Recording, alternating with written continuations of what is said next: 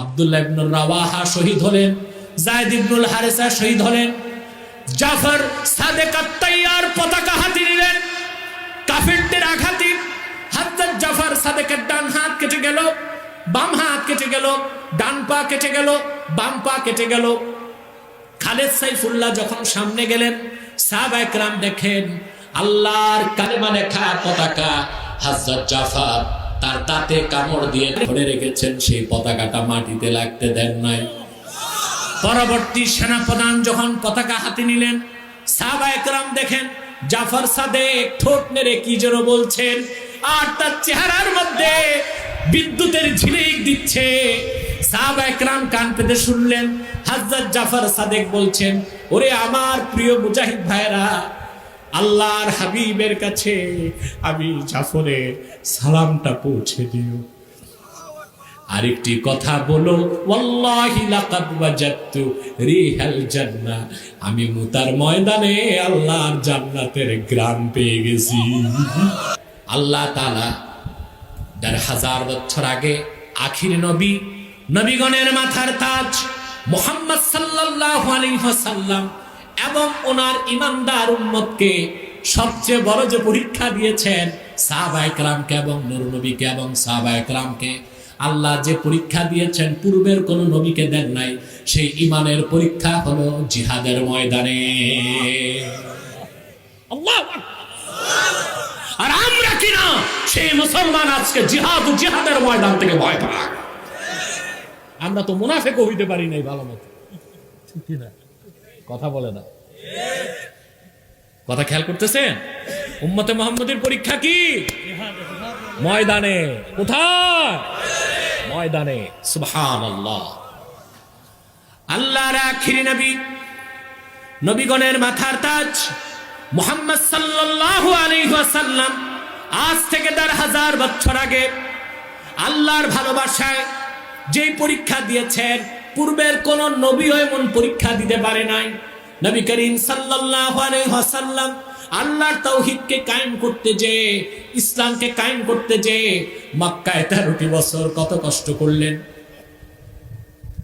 ২ বছরের বেশি সময় কাফেরেরা আল্লাহর হাবিব এবং আহলে বাইতের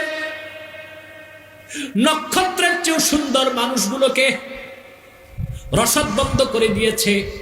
ঈমানদার সাহাবীগণ কি কঠিন পরীক্ষা দিয়েছে, সিরাতের কিতাব সাক্ষী।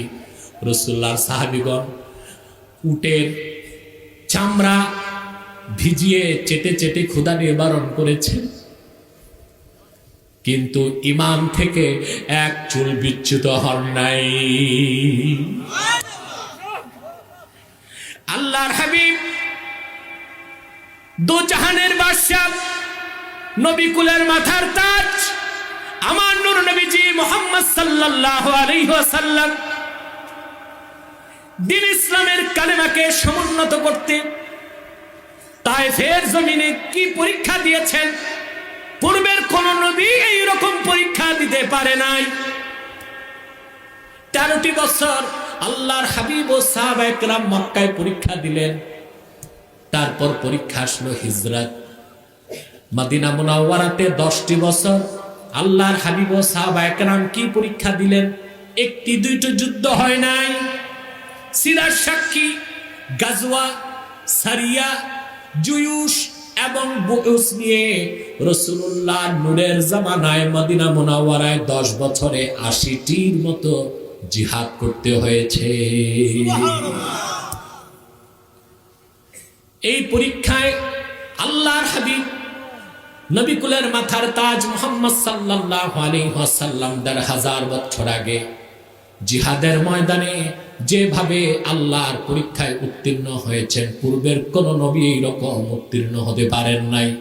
আর আল্লাহর আখিরি নবী, নবীগণের মাথার তাজ মুহাম্মদ সাল্লাল্লাহু আলাইহি ওয়াসাল্লামের প্রিয় সাহাবীগণ জিহাদের ময়দানে যেভাবে ঈমানের পরীক্ষা দিয়েছেন, পূর্বের কোন নবীর উম্মত এরকম পরীক্ষা দিতে পারেন নাই। আমি ছোট্ট একটা দৃষ্টান্ত দিচ্ছি। পূর্বের নবীর ঈমানদার উম্মতগণ পরীক্ষা কত কঠিন হবে তা আগে বুঝতেন না, পরীক্ষা আসলে বুঝতেন। কিন্তু আল্লাহর হাবিবের সাহাবীগণ যুদ্ধের ময়দানে যখন যেতেন, তারা আগেই বুঝতেন পরীক্ষা কত কঠিন হবে, তারপর আল্লাহর দেওয়া ইমানের পরীক্ষা থেকে তারা পেছন ফিরতেন না।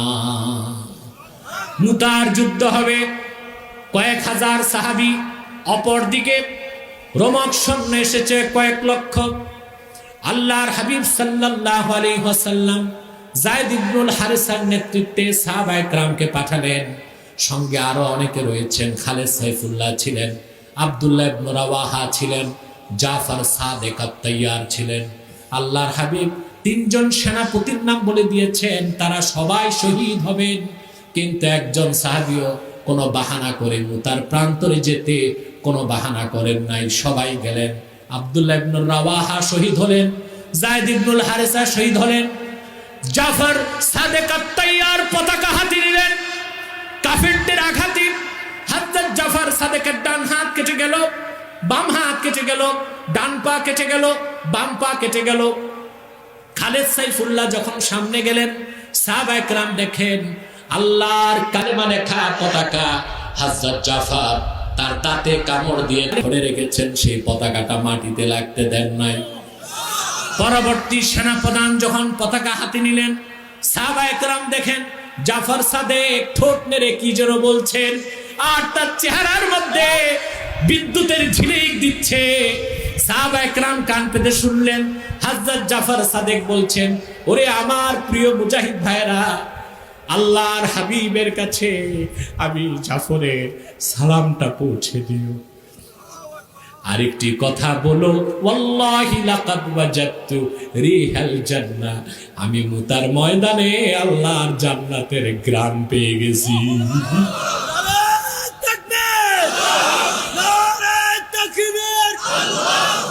আমার ভাইয়েরা সাল্লাল্লাহু আলাইহি ওয়াসাল্লাম এইভাবে সাহাবায়ে কেরাম ইমানের পরীক্ষা উত্তীর্ণ হয়েছেন। আমরা যারা নূর নবী মুহাম্মদ সাল্লাল্লাহু আলাইহি ওয়াসাল্লামের ইমানদার উম্মত, আমাদেরও সমাজে, ব্যক্তি জীবনে, সমাজ জীবনে, রাষ্ট্র জীবনে পরীক্ষা আসতে পারে। আমরা রাজি আছি কিনা উত্তীর্ণ হতে?